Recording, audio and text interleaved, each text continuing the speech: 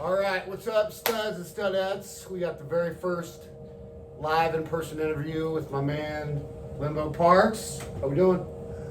Oh, doing okay. Doing okay? Living each day one day at a time. That's all you can do. If you guys see this, well, let me take a step back. For those of you that aren't aware, I'm hoping that a lot of Limbo's fans and friends and colleagues will see this. This channel is to battle depression. I battled mental health my whole life and kind of covered it up. You know, just had a lot of successes, but it was always on the inside of me.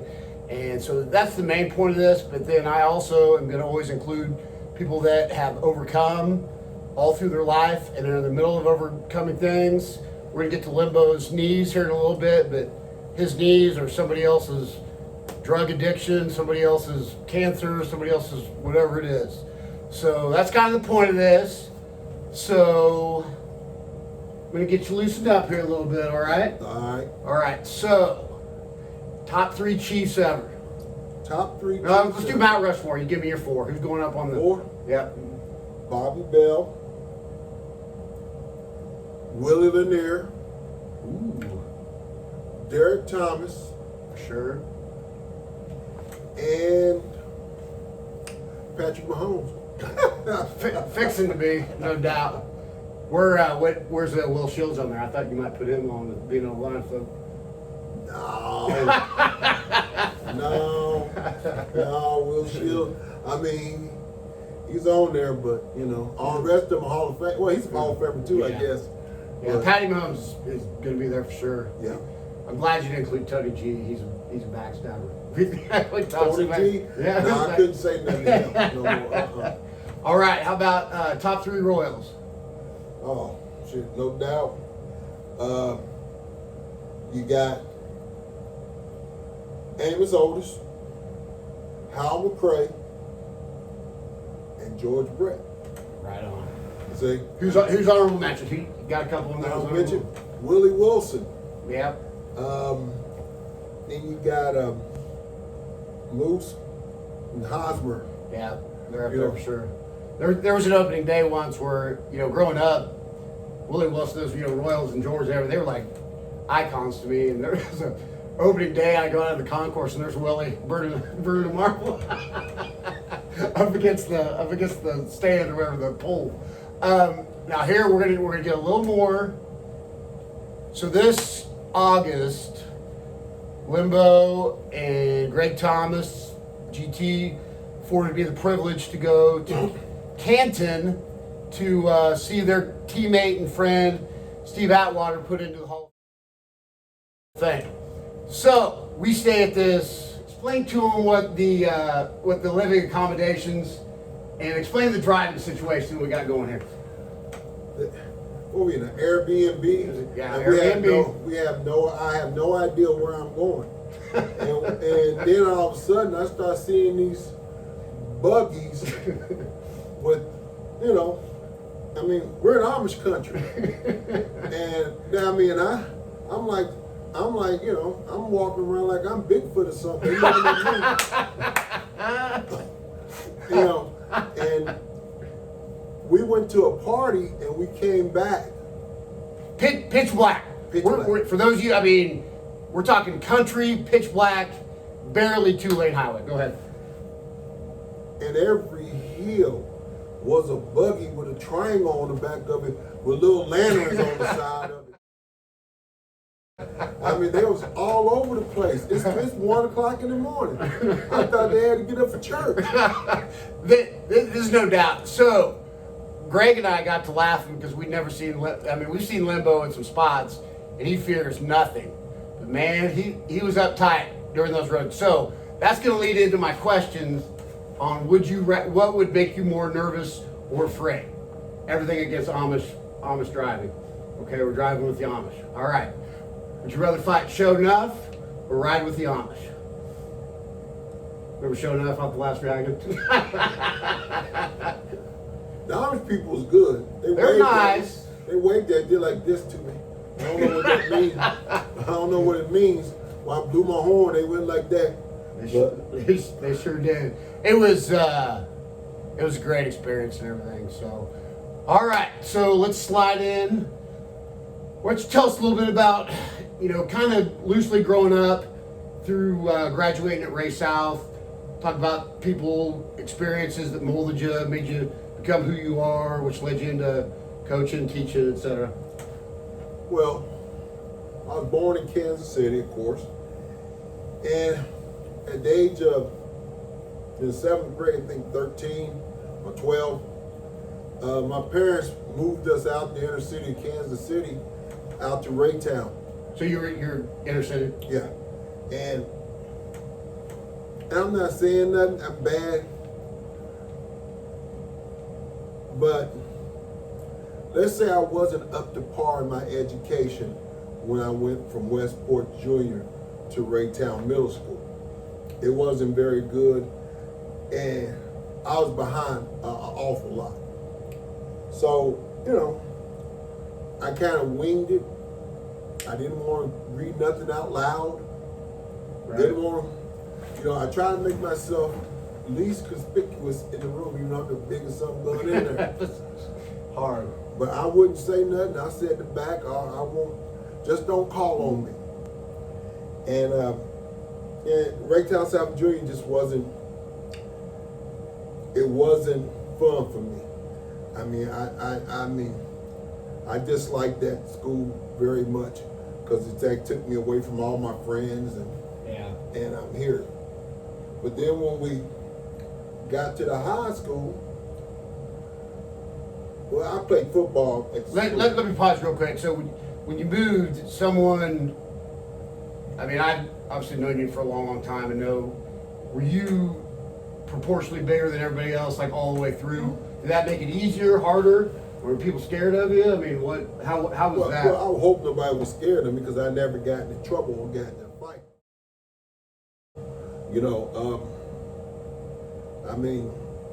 People now say I was one of the nicest guys That's true. in school, but when I went to high school, it seemed like the coaches already had a preconception of me. Because where you're coming from? Well, they said I had the big head, and I had no idea. My brother was a senior, and some of the coaches that we had on staff would do stuff to me that they would get fired for today. Right. And finally I blew up. I cussed out the coach, cussed out, me and him about to go to blows, one of the assistant coaches. Right. And so they kicked me off the football team as a sophomore. Pause right there. Did you have successful, like in middle school, had you played football and wrestled and dominated? Like, okay, go ahead. So you're going to kick you off the football team. So, I remember Daddy, we were going to the meeting, and my dad told me, whatever they do to you, don't show no emotion. So I didn't think they was going to do that. I thought they were going to suspend me for 2 or 3 days. Right. But they did that. And my father said he doesn't agree with the punishment because he knows what was going on with some coaches and how they was kind of bullying me. Right. And he told him he don't want to hear nothing from them. He don't want to hear me come back and say nothing about them. Right. Leave him alone. Limbo's gonna keep his mouth shut, and we're gonna move on. Looking back, was it tough love or were they just jerks? Or both? It was White folk? I couldn't catch a break my sophomore year. Right. And the wrestling coach was a jerk. He was the main one that was doing stuff because he was the sophomore coach. But after I went back home, I got the lawnmower out and started cutting the grass, and I cried. Right. And I said, before I leave this school, my name gonna be plastered everywhere in this school. I'm gonna make them remember my name. And pause for a second. Fast forward. Did that happen? Yep. All right. So for all my children out there, he cussed out the coaches, was treated horrible. He could have pouted. He could have cried. He could have went in the corner and just given up or quit. But he did not. He just talked about how his name's going to be plastered all over that school, which it is. Proceed. Yeah.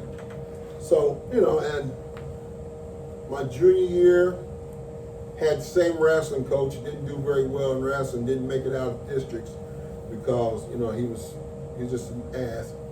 And football was all conference. Then, Did you play both ways? yes. Did you- One or three technique, I'm guessing, or 1 or 3? And then my senior year came around. I lost, my senior year I played both ways. Right. Because I lost a lot of weight to get down 250. Right. So I could go both ways. And it was a good year. I mean, it was okay year. But I got injured on the football field against Grandview, and I missed the game. And I was getting all these letters from all these universities, and I'm going to these games and stuff, which doesn't mean a hill of beans. Doesn't mean nothing, these letters. Because at the end of the day, I wasn't recruited by anybody when it was time to be recruited. Right. And my senior year, I also was the heavyweight state champion with a 33-0 record with 32 pins. How many times did you lose in your junior and senior year wrestling? You say 3? Was it 3? Twice? Twice. Heavyweight, state of Missouri, 2 losses in 2 years. So there you go.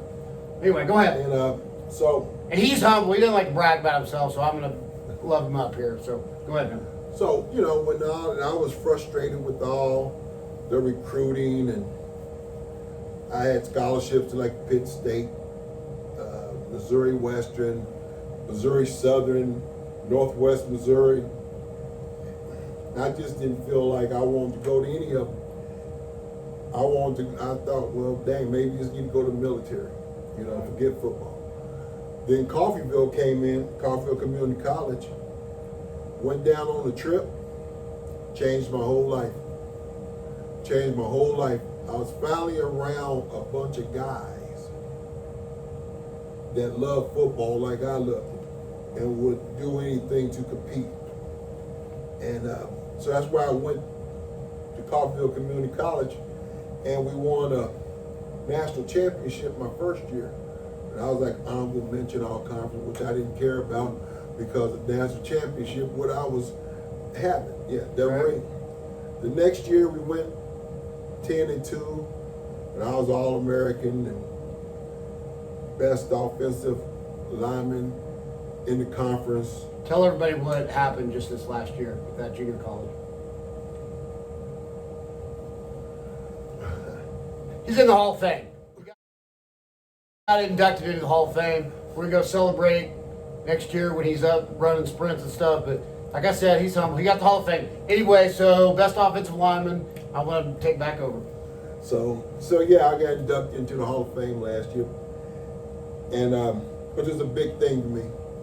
Because you got Mike Rozier, Mel Gray, Ron Springs, all in there, went to that JUCO. Right. So I went to Arkansas. I was like the #1 JUCO recruit out in the country my sophomore year. And remember all those schools that looked over me? I refused to go to them. That's awesome. I refused to visit any of them. And they were all asking why I wouldn't come. I said, you had your chance in high school. So, talk a little bit. I know this story, but tell them, like, what did Arkansas, how did they hook you in, I guess I'm trying to say. Arkansas came, and that's where I really wanted to go out of high school, and I would not talk to them. I would not talk to them. This one of the cheerleading coaches and the English teacher, Barbara Jean Pillington, who I respect a lot, she called me to her office and asked me to please talk to him. And I said, I'll do it for you. And then Jesse Branch came in, and I let him have it just like I said. I said, why are you here now? You know, you stopped calling and all that, and that's why I say football players over recruiters, nothing. It's sad to say there's exceptions to rules, and you know way better than I do. But I know just your commodity. You are a piece of commodity to them most of the time. So you got to be true to your teammates, obviously, but you got to take care of yourself. Anyway, go ahead. And then here's where we played a bowl game up until December 10th or 4th. So the semester is about to end. So I can only take 3 visits. So here's my 3 visits to let you know how, I went to Maryland. I went to Kentucky. And then I went to Arkansas. So that lets you know I wasn't going to the KUs, the K-States, the Oklahoma States, Iowa States, nothing. Missouri, sorry. But I knew he was going to drop that nugget in. Go ahead, man. So Arkansas recruited me, and it's like I fell back in love with it, so I went there. We were 10-2 our first year there, and was the first year of the Orange Bowl, or was that your senior? That was the Holiday Bowl. We went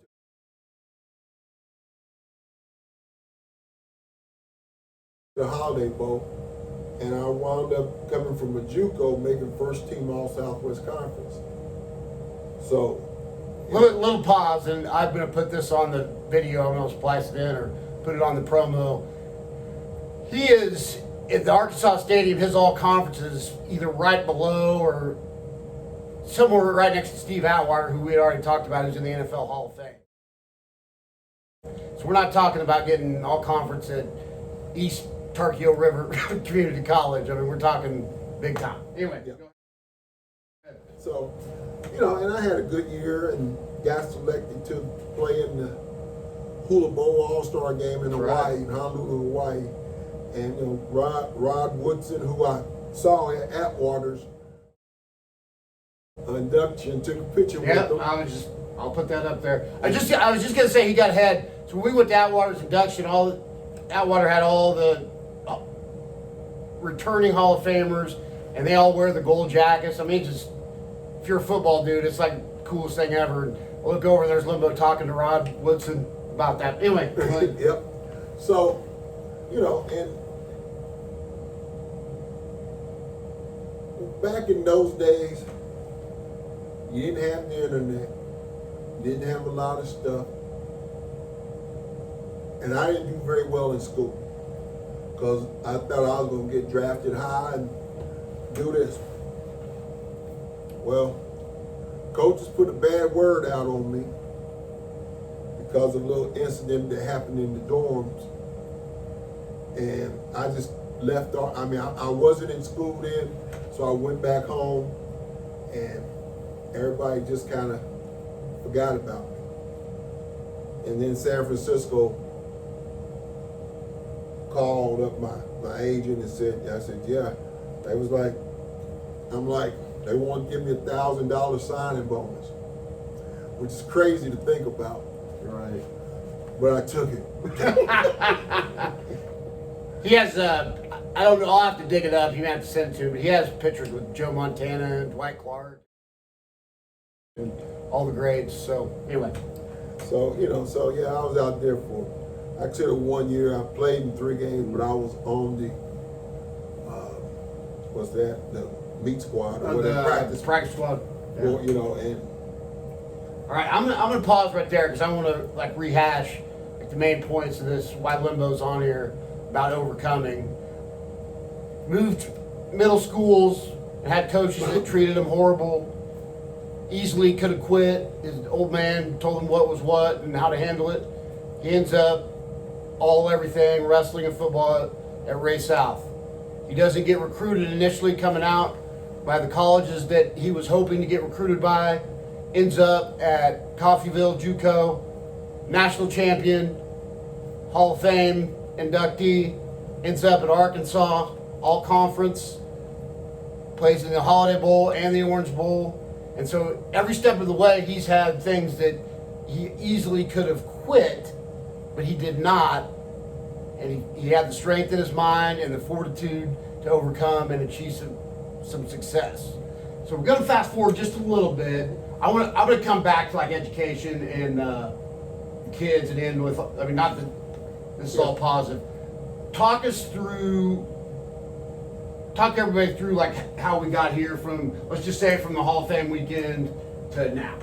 Okay. After we came from Canton, Ohio, starting football. I'm a football coach at Lee Summer West High School, coach, defensive coordinator, defensive line coach, and we went to a jamboree. A jamboree is where 3 teams get 12 plays and they get scrimmage, and then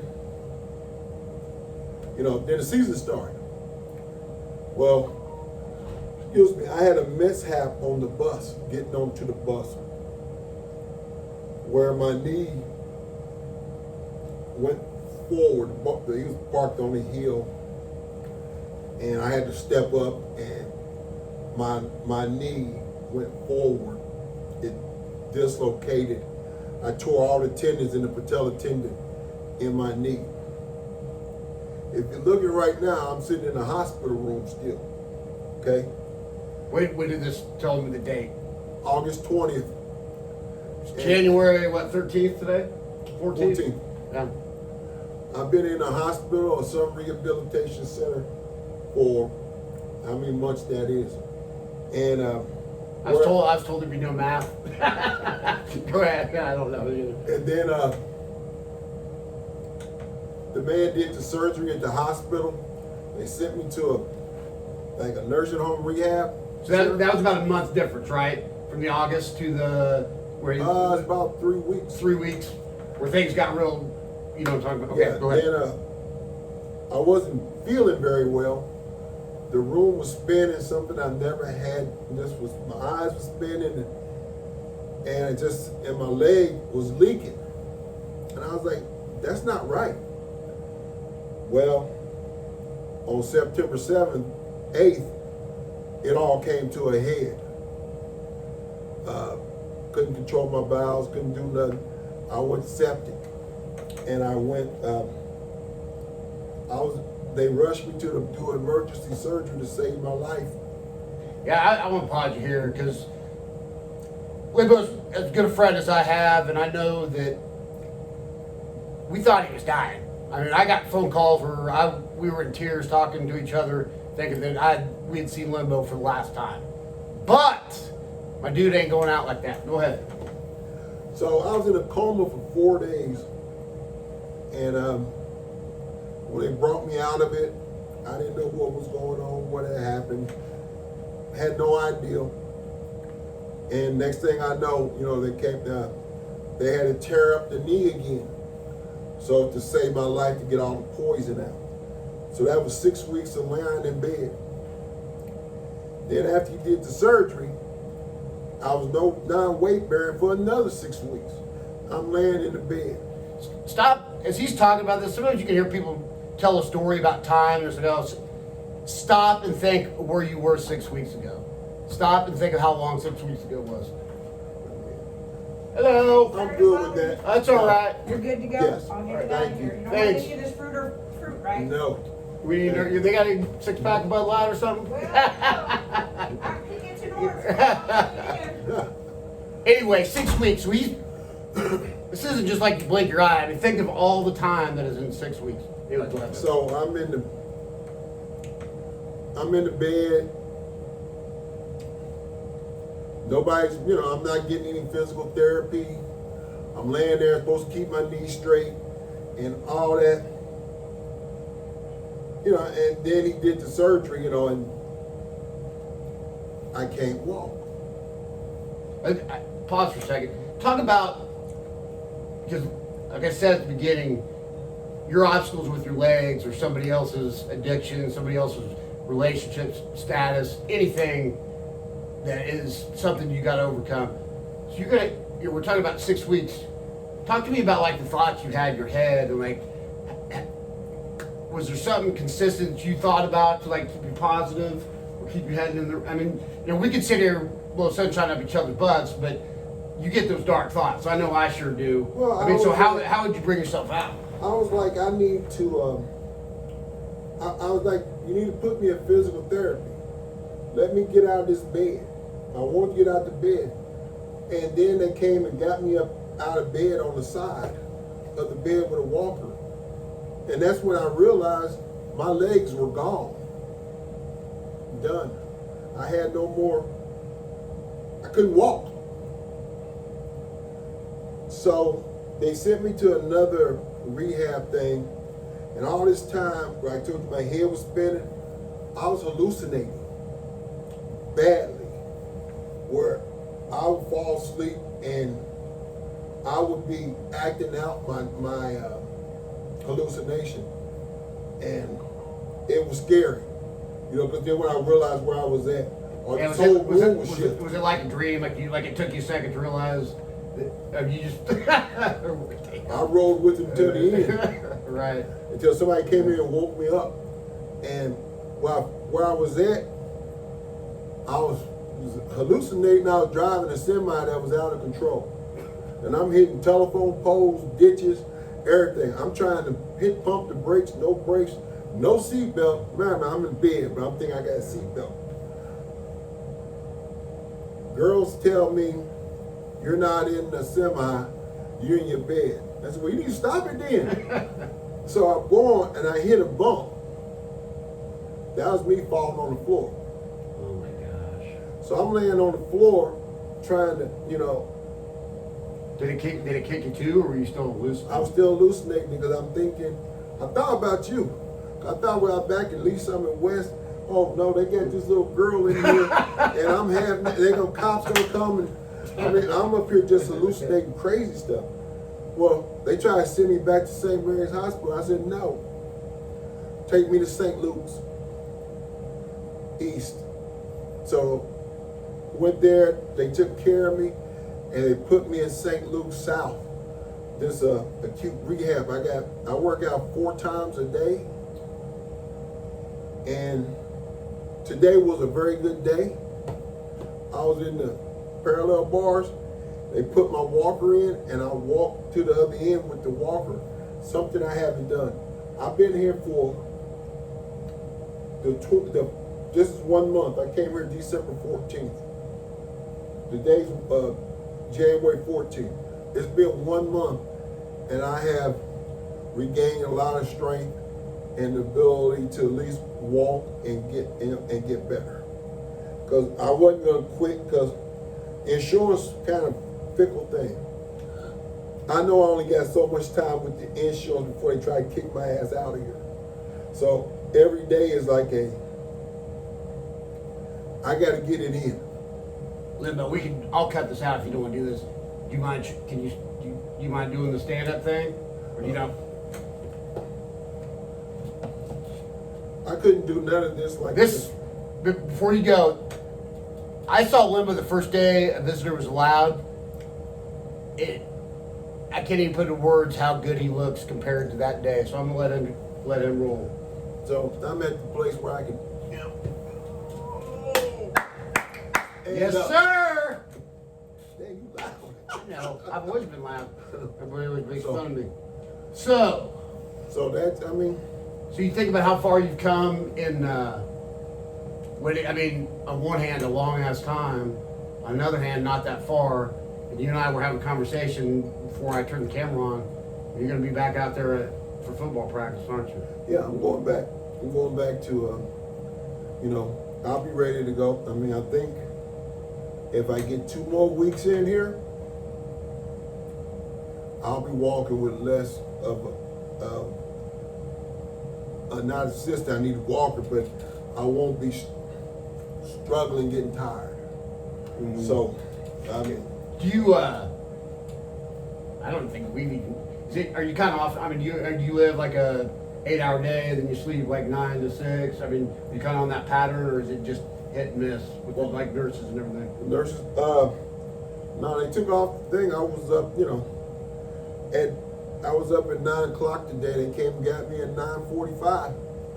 Went down there, worked out, and that's occupation where they brush your teeth and all that stuff. We did work standing up, and then 11:45? 11:15. I was with the physical therapist, and then She did, and then I was back with her at 1 o'clock. Right. And then back 2:40, 2:15 with the other lady. So, Well, I want to kind of like, when you're out of the hospital, we're going to do part 2, and we're going to get more into the education. Limbo, how many years in are you teacher coaching? 20 something? 20 years. 20 years. This year, I was privileged to be a part of. He got the, was it like teacher appreciation Yeah. or at West, and he had like just a lot of students and colleagues and friends reach out to him. Limbo's loved. I've seen him in action. I've been side by side. Some kids may not always think it's the case, but he has their best interest at heart. I'd go to battle with him every day. We're going to talk more about that because my daughter actually has a basketball game. I'm going to wrap this up. We'll come back and see Limbo. But here's the thing. For all you guys think that, screw it, I'm going to quit. Limbo Middle School. Bad coach, or not bad coaches, rough time with the coaches. He's all everything at Ray South. Doesn't get recruited out of Ray South. JUCO, national champion, Hall of Famer. Goes to Arkansas, Holiday Bowl, Orange Bowl. Plays with Joe Montana. He's all conference. We rolled up to a Hall of Fame event. He knows Greg Thomas and Luther Franklin, for God's sake. But anyway, most importantly, every time I've come to see him, and like, you know, his friend base, we keep in touch, and his attitude is everything. He doesn't want people feeling sorry for him. He's not, I tell him all the time, don't let your pride get in the way, so we can like, his friends can bring him stuff and help him where he needs it. And attitude is everything. Never quitting.